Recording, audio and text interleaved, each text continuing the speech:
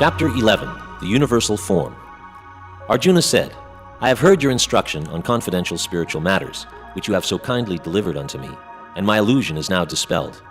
O lotus-eyed one, I have heard from you in detail about the appearance and disappearance of every living entity, as realized through your inexhaustible glories.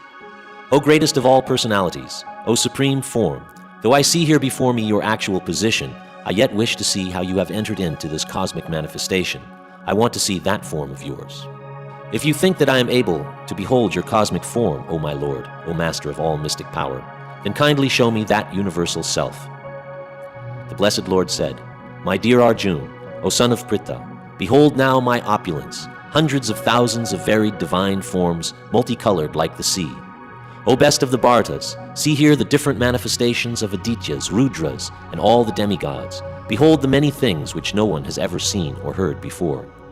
Whatever you wish to see can be seen all at once in this body.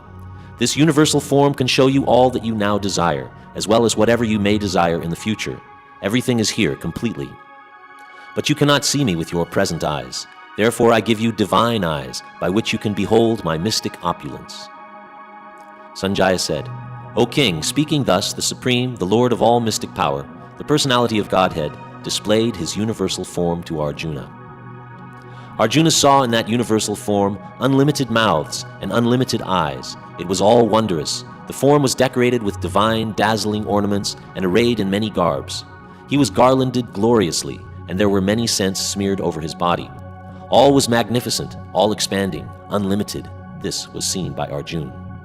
If hundreds of thousands of suns rose up at once into the sky, they might resemble the effulgence of the Supreme Person in that universal form. At that time, Arjuna could see in the universal form of the Lord the unlimited expansions of the universe, situated in one place, although divided into many, many thousands. Then, bewildered and astonished, his hair standing on end, Arjuna began to pray with folded hands, offering obeisances to the Supreme Lord. Arjuna said, My dear Lord Krishna, I see assembled together in your body all the demigods and various other living entities. I see Brahma sitting on the lotus flower, as well as Lord Shiva and many sages and divine serpents.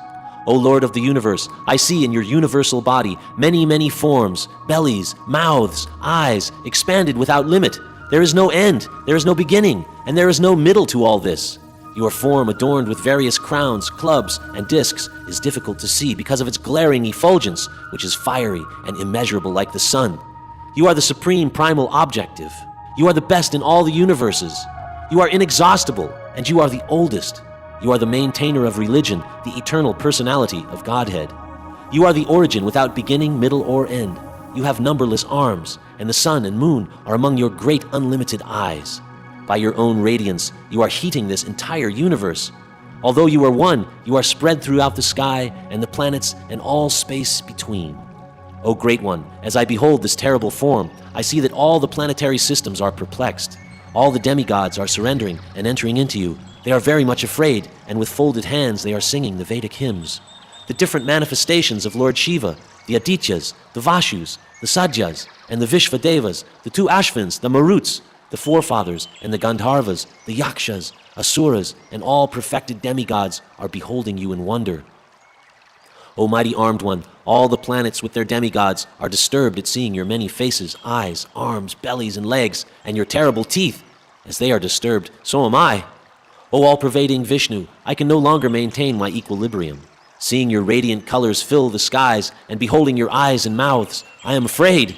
O Lord of lords, O refuge of the worlds, please be gracious to me. I cannot keep my balance, seeing thus your blazing death-like faces and awful teeth. In all directions I am bewildered. All the sons of Dhritarashtra, along with their allied kings, and Bhishma, Drona, and Karna, and all our soldiers, are rushing into your mouths, their heads smashed by your fearful teeth. I see that some are being crushed between your teeth as well. As rivers flow into the sea, so all these great warriors enter your blazing mouths and perish. I see all people rushing with full speed into your mouths, as moths dash into a blazing fire. O Vishnu, I see you're devouring all people in your flaming mouths and covering the universe with your immeasurable rays, scorching the worlds you are manifest. O Lord of lords, so fierce of form, please tell me who you are. I offer my obeisances unto you. Please be gracious to me. I do not know what your mission is, and I desire to hear of it. The Blessed Lord said, Time I am, destroyer of the worlds, and I have come to engage all people.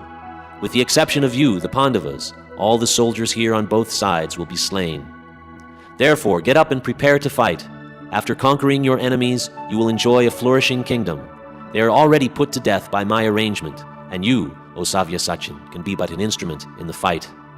The Blessed Lord said, all the great warriors, Drona, Bhishma, Jayadrath, Karna, are already destroyed. Simply fight, and you will vanquish your enemies. Sanjaya said to Dhritarashtra, O king, after hearing these words from the Supreme Personality of Godhead, Arjuna trembled, fearfully offered obeisances with folded hands, and began falteringly to speak as follows. O Rishikesh, the world becomes joyful upon hearing your name, and thus everyone becomes attached to you. Although the perfected beings offer you their respectful homage, the demons are afraid, and they flee here and there. All this is rightly done. O Great One who stands above even Brahma, you are the original master. Why should they not offer their homage up to you, O Limitless One? O Refuge of the universe, you are the invincible source, the cause of all causes, transcendental to this material manifestation. You are the original personality of Godhead. You are the only sanctuary of this manifested cosmic world. You know everything, and you are all that is knowable. You are above the material modes. O limitless form, this whole cosmic manifestation is pervaded by you. You are air, fire, water, and you are the moon. You are the supreme controller and the grandfather. Thus I offer my respectful obeisances unto you 1,000 times, and again, and yet again. Obeisances from the front, from behind, and from all sides. O unabounded power, you are the master of limitless might. You are all-pervading, and thus you are everything. In the past I have addressed you as O Krishna, O Yadava, O my friend, without knowing your glories. Please forgive whatever I may have done in madness or in love. I have dishonored you many times while relaxing or while lying on the same bed or eating together, sometimes alone and sometimes in front of many friends. Please excuse me for all my offenses. You are the father of this complete cosmic manifestation, the worshipable chief, the spiritual master. No one is equal to you, nor can anyone be one with you. Within the three worlds, you are immeasurable. You are the Supreme Lord to be worshipped by every living being. Thus I fall down to offer you my respects and ask your mercy. Please tolerate the wrongs that I may have done to you, and bear with me as a father with a son, or a friend with his friend, or a lover with his beloved. After seeing this universal form, which I have never seen before, I am gladdened, but at the same time my mind is disturbed with fear. Therefore, please bestow your grace upon me and reveal again your form as the personality of Godhead, O Lord of Lords, O abode of the universe. O universal Lord, I wish to see you in your four-armed form, with helmeted head and with club, wheel, conch, and lotus flower in your hands. I long to see you in that form. The Blessed Lord said, My dear Arjuna, happily do I show you this universal form within the material world by my internal potency. No one before you has ever seen this unlimited and glaringly effulgent form. O best of the Kuru warriors, no one before you has ever seen this universal form of mine. For neither by studying the Vedas, nor by performing sacrifices, nor by charities or similar activities can this form be seen. Only you have seen this. Your mind has been perturbed upon seeing this horrible feature of mine. Now let it be finished. My devotee, be free from all disturbance. With a peaceful mind, you can now see the form you desire.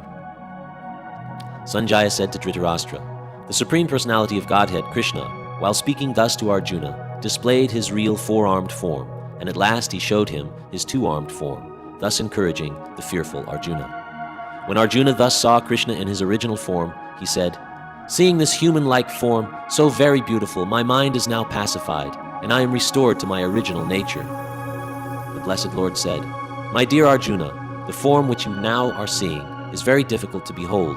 Even the demigods are ever seeking the opportunity to see this form, which is so dear. The form which you are seeing with your transcendental eyes cannot be understood simply by studying the Vedas, nor by undergoing serious penances, nor by charity, nor by worship. It is not by these means that one can see me as I am. My dear Arjuna, only by undivided devotional service can I be understood as I am standing before you, and can thus be seen directly. Only in this way can you enter into the mysteries of my understanding.